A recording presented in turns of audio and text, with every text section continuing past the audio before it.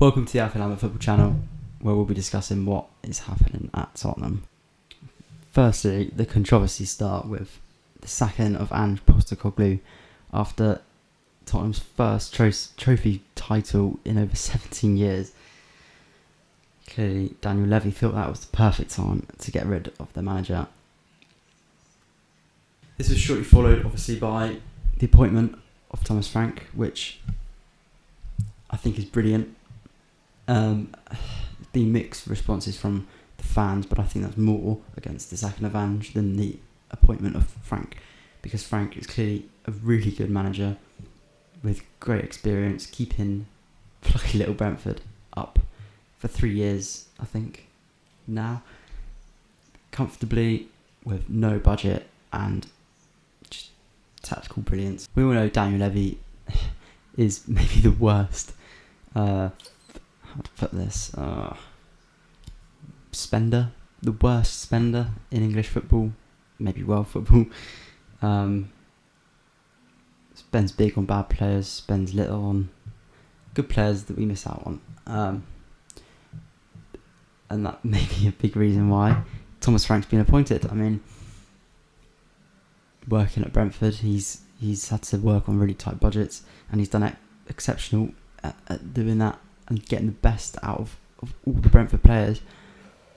So maybe Levy thinks this is a good option for him, where he doesn't have to spend money and he can get a manager that can just elevate the level of the team. And I don't know about that. Levy has tried to spend money so far this summer.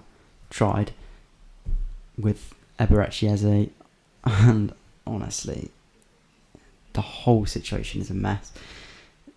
Basically done. The whole deal done.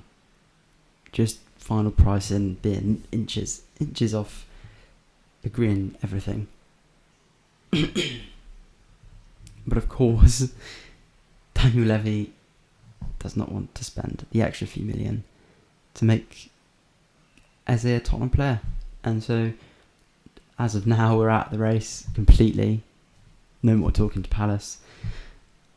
And he looks very set to join Arsenal, the team we're meant to rival, and we'll just let them have a free run at Eze. I mean, why? Honestly, why? We've just come off of winning a Europa League title.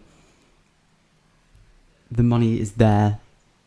The club behind the scenes, the training ground and all this stuff that matters in signing players to prove to them that you're a serious club. We've got the money, we've got everything, and we just haven't got the right owner that's ambitious enough to take us to the next level. And so we end up with players that are really good, but not the ones we really want. So that leads up to Kudus, the signing of Kudus, which looks very likely to happen, and I'm very happy with it. I think we need to get something done, because we're the only club to not have made a new signing out of the Big Six. Obviously, Tel, Danso in, but that's just making loans permanent. There's no new at Tottenham, and it's just a bit scary, really. I mean, Koto Takai has been signed. I've not heard of him. I'll probably end up loving him. Give it a week or two and he'll be a hero. But it's a bit of a mess. It's happened before. With Levy, we've been at the top and needing one final little push. One little push. A new player, just a star, or something different in the squad. Like in 2019, off the back of a Champions League final, and we do nothing. The years before, nothing, and that's why we can never really push it over the line. We have done this year after the worst league finish ever in our history, and it's just draining. It's so draining. But yeah, this whole Eze situation is just criminal to me. I think if a club shows intent that they want to sign a player, a few million shouldn't make the difference. If he's that good. If he's good enough to spend 60 million on him, he's good enough to spend 65 million on him if the club really wants him. And if not, don't don't have him as the first player we go for, seriously. And then let Arsenal have him. It's a joke. You look at clubs similar to Tottenham, in similar positions last year. So obviously Manchester United finished, a place or two above us in the league. Europa League final. Obviously they didn't win, but they've attempted to change and improve from last year. Cunha and Buemo through the door, basically. And they're looking at more. Tottenham having more need for change and more reasons to join the club. European champions and all that. And we sit still and we wait for the competitors to get ahead and just laugh at us.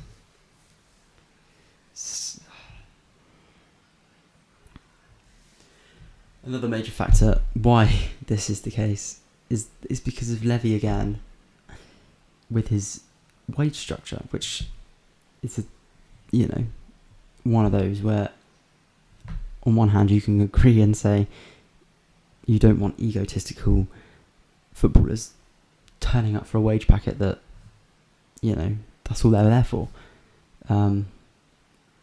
But on the other hand, you've got to keep up with the times and compete with other clubs and stay in that high level. And the players won't come if the money's not there. So I just don't understand his thinking. Just no ambition, no vision, and just no clarity on anything behind the club, because everything takes about 2 weeks as well. This also leads on to Cutie Romero, who I don't know what to do with him. Let me know your thoughts in the comments. But do you keep a player? Do you just cling on to him just because he's obviously one of our best players? But if he doesn't want to be at the club, we're getting offered money. Obviously, it has to be at the right price. But do you let him go? Does he stay? I mean, he's meant to be one of our highest ranking, longest serving members of the club.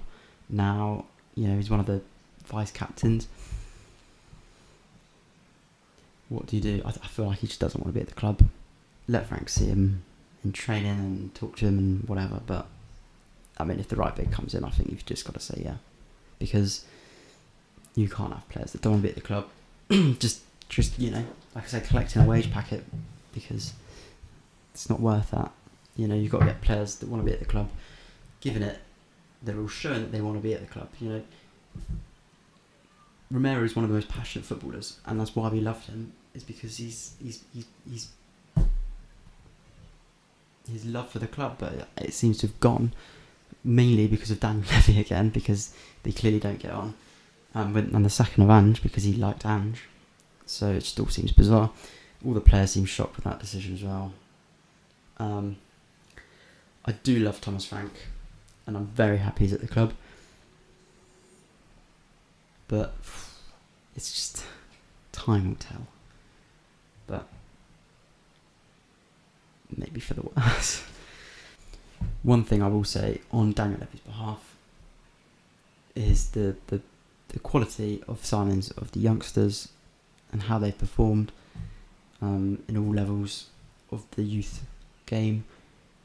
Obviously, players like Bergfeld and Gray are just phenomenal, and some of our best signings in recent years. We're always willing to push top youngsters, just not top prime, and maybe it will work out in 15 years' time when they're all hitting their primes. But obviously, right now it's working for them in the youth leagues. But it's just.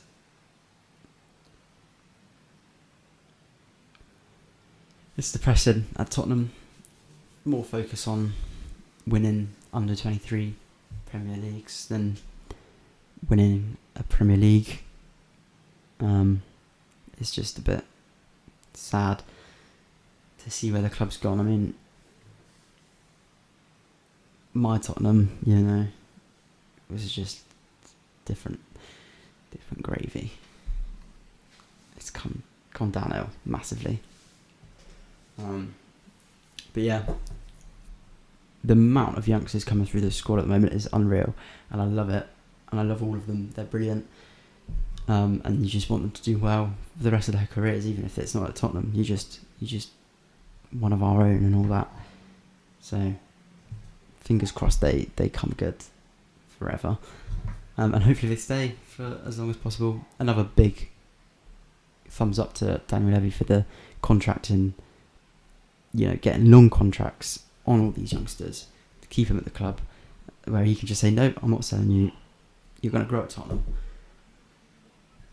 And hopefully that shows some progression in the club. But for now, I think coming off a pretty bleak season with a fantastic end, I think we're gonna have something different. I think it's gonna be bleak from start to finish, but not 17th. I think that's silly. I think mid-table, out of all the cups. Come on, you Spurs. Very positive end to the video.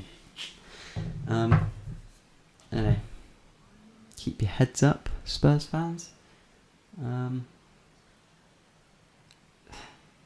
all that we've got going for us. No, I love Thomas Frank. I love the youngsters. I love all the players, but some of them just aren't good enough, and the transfer business is not good enough, and it needs to change. See you in a bit, guys.